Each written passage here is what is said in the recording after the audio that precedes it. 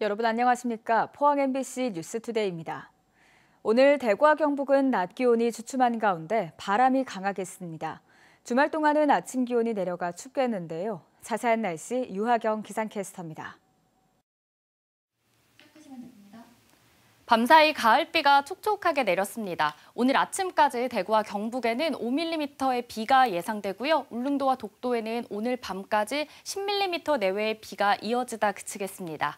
오늘 우리 지역은 바람이 강하겠는데요. 대구와 경북 대부분 지역에 순간풍속 시속 55km 내외의 강한 바람이 불겠고요. 산지에는 최대 순간풍속 시속 70km의 강풍이 부는 곳도 있겠습니다.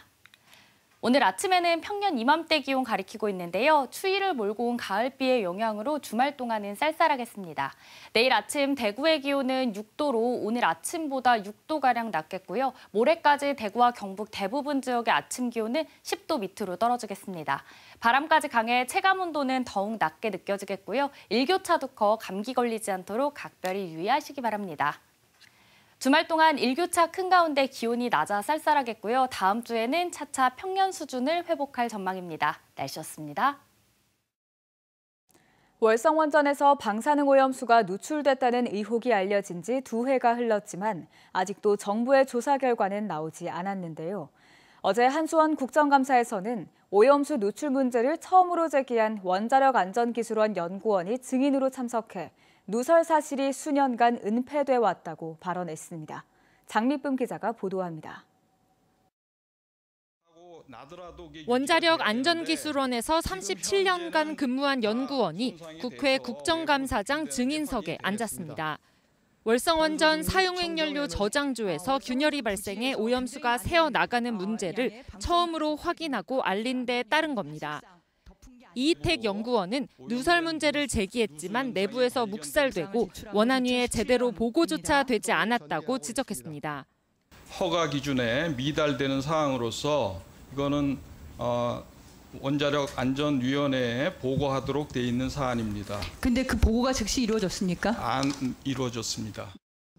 이에 대해 한수원 황주호 사장이 원전 누설은 없다는 상반된 입장을 밝히자 국민의힘 김성원 의원은 위증시 처벌을 받을 수 있다며 재차 사실을 확인했는데 이 연구원은 모두 사실이 맞다고 주장했습니다. 사업자에 당연히 자기 쪽 유리하게 판단을 할 거니까 그 부분에 대해서 그렇게 거짓말을 하더라도 어쨌든 저는 제 입장에서 진실을 밝히고 그 부분에 대한 확인을 분명히 한 거니까 거기에 대해서는 아무 두려움이 없습니다. 또 여전히 방사능 오염수가 외부 환경으로 유출되고 있다며 시설 누설이 확실하므로 굳이 내외부를 따지는 것은 무의미하다고 밝혔습니다. 어쨌든 그 지표주화수는 지금 현재 바다로 다 흘러나가게끔 돼 있다는 거를 다 확인했고 그 내용이 문서로 남아 있는 상황인데 새는 게 그러면 부진에 가만히 모여 있겠습니까? 그 많은 지하수가? 원안위의 월성원전 3중수소 조사 발표가 예정일을 지나 표류하는 가운데 국감장에서 원전 연구원이 누설 사실을 발언하는 등 논란이 커지고 있습니다.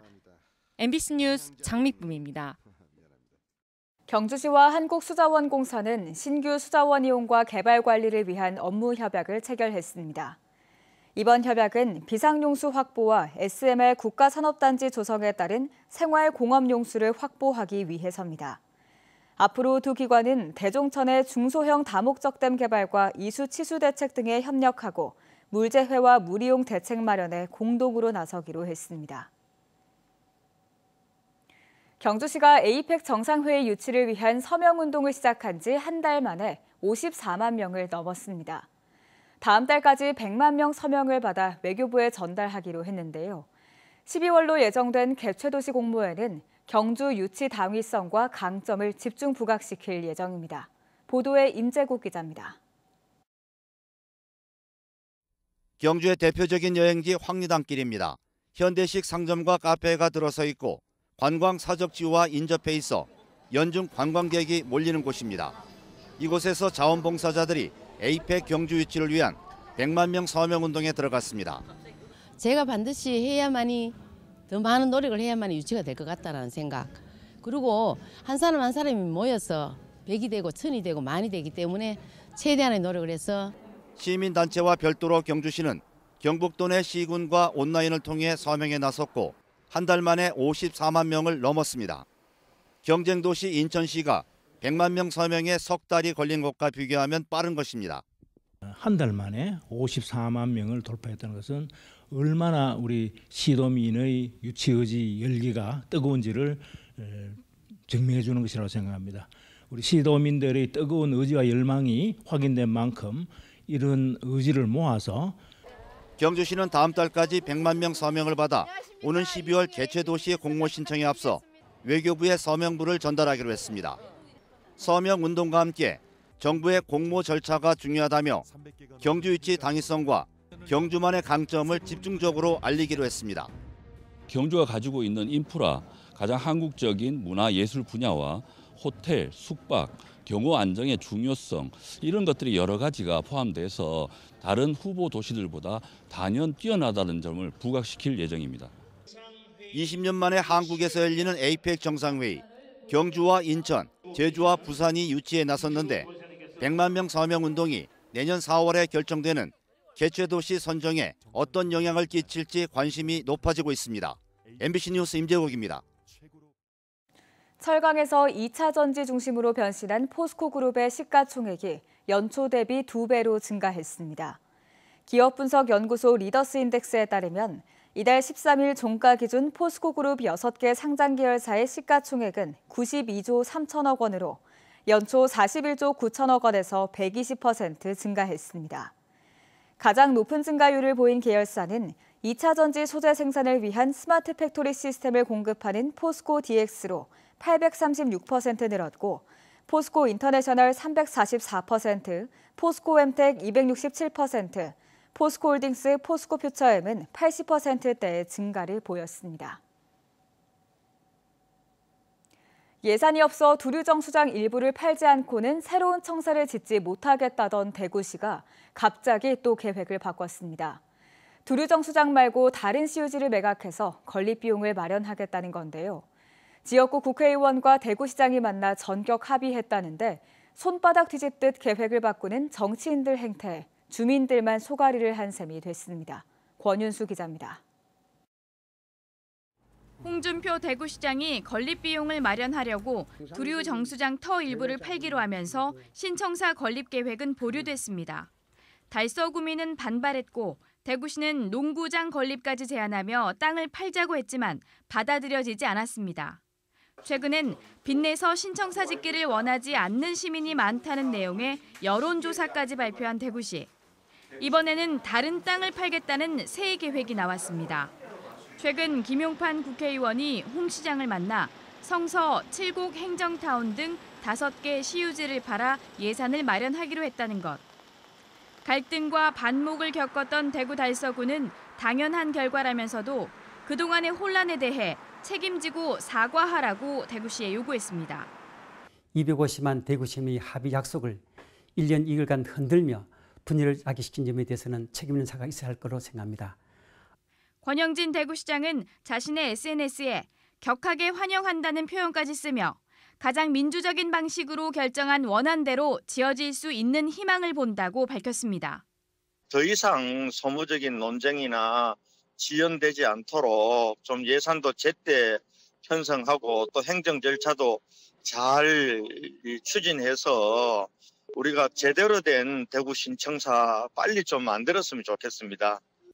하지만 총선을 5개월여 앞두고 정치적 노림수가 작용했다는 분석이 많습니다. 권 전 시장이 신청사 이슈를 들고 달서구 병 출마를 준비하는 걸로 알려지자 홍 시장이 재선을 원하는 김 의원에게 힘을 실어주기 위한 행보라는 겁니다. 김 의원은 지난 대선 국민의힘 경선에서 홍준표 시장을 지지했습니다. 두 정치인이 만나 극적으로 실타래를 푼 것처럼 내비쳤지만 애초에 그 실타래를 누가 꼬았는가를 생각해 볼 필요가 있습니다. 그동안 소모적인 논쟁과 갈등으로 주민들만 애를 태웠습니다. MBC 뉴스 권윤수입니다. 경북교육청이 학교 무선망 구축 사업을 확대 추진합니다. 경북 도내 공립유치원과 각급 학교에 와이파이가 설치 완료된 가운데 올 연말까지 도서실과 시청각실에도 무선망이 추가로 설치되고 노후 장비도 교체합니다. 이 사업이 완료되면 도내 967개 학교 2만 8천여 곳에서 무선망을 활용한 온라인 수업이 가능해집니다. 햄프라고 불리는 산업용 대마는 전 세계적으로 바이오 분야 신성장 산업으로 크게 주목받고 있습니다. 국내에서도 햄프 규제 자유특구로 지정된 경북에 30여 개 기업들이 참여해서 대마의 산업화 가능성을 모색하는 연구가 진행 중인데요. 하지만 규제 자유특구라는 이름에 걸맞지 않게 특구 내에서도 규제가 많다 보니 최근 참여 기업 일부가 사업을 포기하고 햄프 특구를 떠나고 있습니다. 김경철 기자가 취재했습니다. 경상북도가 지난달 정보 공개 사이트를 통해 올린 공고문입니다. 햄프 규제 자유 특구에 추가로 참여할 기업과 특구 사업을 그만두고 떠날 기업의 명단이 담겼습니다. 새롭게 참여할 기업은 4곳인데 햄프 특구에서 짐을 싸는 기업은 이보다 많은 7곳이나 됩니다. 스마트팜에서 대마를 재배하는 기업 4곳과 재배한 대마에서 약용 성분 CBD를 추출해 제품을 만드는 기업 3곳이 철수하는 건데 교촌과 유셀파마, CTC 바이오 등 굵직한 기업의 이름도 포함됐습니다. 기업들이 햄프 특구를 떠나는 이유에 대해 해당 문건에는 기업 내부 사정이라 모호하게 적혀 있지만 실상은 정부의 대마 규제 개선이 지금껏 이뤄지지 않으면서 국내에선 좀처럼 햄프 사업하기를 찾을 수 없다고 기업들이 판단했기 때문입니다. 돌파구는 없는데 돈을 무조건 쓰라고 하니 기업들 입장에서도 조금 난감하죠. 돈 쓰는 게 더 어렵다는 얘기가 나온 적도 있고요. 규제 자유특구라고 했는데 생각보다 막힌 부분이 너무 많은 거죠. 규제 자유특구 내에서도 규제가 많은 데다 관리감독기관에 보고해야 할 행정 업무까지 많다 보니 아예 특구에 참여하지 않고 마약류 학술 허가를 받아 햄프 연구를 하겠다는 기업도 있습니다. 저희가 지원을 받는 부분이 있기 때문에 그거에 대한 합당한 보고를 하는 건 맞거든요. 전부 똑같은 내용을 몇 번씩 보고를 드려야 되고, 그러니까 자료도 각각 다 작성을 해야 되는 거잖아요. 햄프 특구에 460억 원이 넘는 정부 사업비가 투입됐지만 정작 기업들은 햄프 사업을 해외에서 시작할 준비를 하고 있습니다. 저희는 데이터가 확보가 되면 무조건 해외 쪽밖에 노릴 수가 없습니다. 지금 국내가 이렇게 묶여있는 한 그거는 어쩔 수가 없을 것 같습니다. 물론 현행 햄프 특구 내에서도 대마의 CBD 성분으로 만든 원료 의약품을 해외에 수출할 수 있다는 특례가 있어 형식적으로 햄프 사업화가 불가능한 건 아닙니다. 하지만 CBD 원료 의약품을 수출하려면 국내는 물론이고 수출하려는 해외 국가에서 GMP, 즉 우수 제조 관리 기준 인증을 받아야 하는데 설비 투자에 막대한 비용이 들고 준비 기간도 오래 걸립니다. 전문가들은 정부가 대마 규제 개선에 소극적인 상황에서 GMP 시설에 투자할 기업이 있을지 의문이라고 지적합니다. 기업들은 이게 지금 규제가 풀릴지 안 풀릴지도 모르겠고 언제 풀지도 모르는데 우리가 선제적으로 거기 다 투자해가지고 GMP 시설 구축하고 할 수가 있냐. 그 리스크를 우리가 다 감당해 못하겠다. 그런 거 기업들 떠나는 거죠. 이런 가운데 정부는 규제 자유 특구 사업에서 한 발 더 나아가 몇 가지 금지 사항을 뺀 다른 모든 규제를 풀어주는 글로벌 혁신 특구 사업을 추진 중입니다. 경상북도는 최근 글로벌 혁신 특구 공모에 산업용 대마를 또다시 신청했는데 현행 햄프 규제 자유 특구가 안고 있는 문제점을 해소할 수 있을지 주목됩니다. MBC 뉴스 김경철입니다. 지난 2007년 시작한 신라문화원의 추억의 수학여행 프로그램에 지금까지 3만 명 넘게 참여했습니다. 서울 양정고 46회 동기회는 지난 16일부터 2박 3일간 경주에서 추억의 수학여행 프로그램을 진행했고 올 들어 프로그램 참여가 늘고 있습니다. 신라문화원은 추억의 수학여행에는 지난 15년 동안 3만 명 넘게 참여하면서 경주의 대표 관광 프로그램으로 자리 잡았다고 밝혔습니다. 중동 지역 정세 불안과 긴장이 고조되면서 농업계의 우려도 커지고 있습니다. 다음 달부터 난방을 시작하는 시설 원예 농가들은 석유 공급 불안정으로 유가가 오를 경우 생산비 부담 가중을 우려하고 있습니다.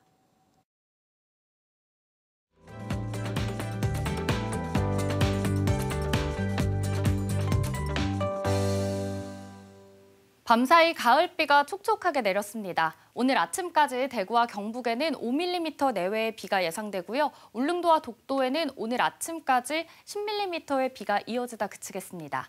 오늘 우리 지역은 바람이 강하겠는데요. 대구와 경북 대부분 지역에 순간풍속 시속 55km 내외의 강한 바람이 불겠고요. 산지에는 최대 순간풍속 시속 70km의 강풍이 부는 곳도 있겠습니다. 오늘 아침에는 평년 이맘때 기온 가리키고 있는데요. 추위를 몰고 온 가을비의 영향으로 주말 동안은 쌀쌀하겠습니다. 내일 아침 대구의 기온은 6도로 오늘 아침보다 6도가량 낮겠고요. 모레까지 대구와 경북 대부분 지역의 아침 기온 10도 밑으로 떨어지겠습니다. 바람까지 강해 체감 온도는 더욱 낮게 느껴지겠고요. 일교차도 커 감기 걸리지 않도록 각별히 유의하시기 바랍니다.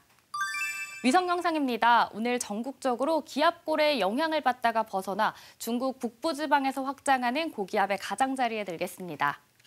자세한 지역별 날씨 보시면 오늘 우리 지역 대체로 흐리다 낮부터 맑아지겠고요. 동해안을 중심으로는 풍랑 예비특보가 발표된 가운데 오늘 바다의 물결 0.5m에서 최고 2.5m로 약간 높게 일겠습니다.